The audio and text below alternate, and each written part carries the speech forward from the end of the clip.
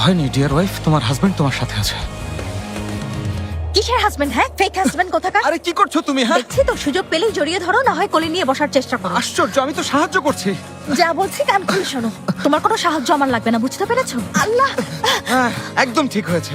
আল্লাহ তুমি মহান, জেনেবকে একদম হাতে নাতে বুঝিয়ে দিয়েছো। এখন বেশি কথা না বলে আমাকে ওঠাও। ওঠাও। তোমার ওজন কত? 65 কেজি? আরে কে 65 কেজি? 55 কেজি আমি।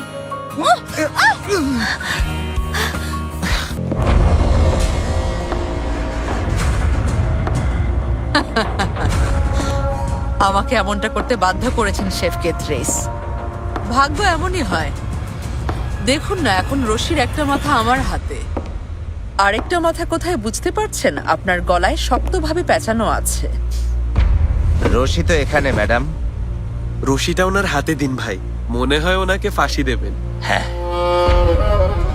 অযথা কথা না বলে ওনার মুখের কাপড়টা খোলো। মুখের ওপর থু দেব।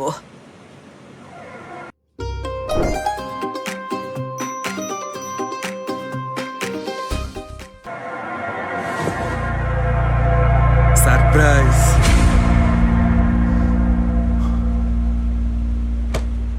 ইনি কে? এই লোককে, ভুল লোককে তুলে নিয়ে এসেছো। কোন গাধার পাল্লায় পড়লাম? আসল লোকটা কোথায় গেল? আমি এখানে।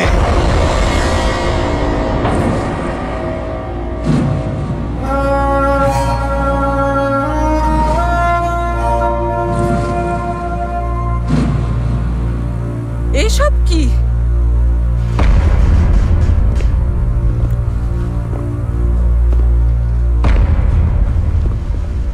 আরে আমার প্রিয় বেআইন, হ্যাঁ ভাগ্য এমনই হয়।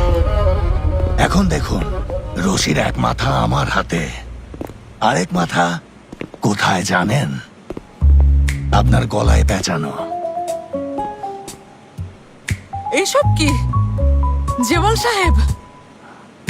বেআইন সাহেবা, আপনি আমাকে শেষ করার জন্য এই দেশে আর কাউকে খুঁজে পেলেন না, কৃষ্ণ সাগরের মাফিয়ার কাছে এলেন।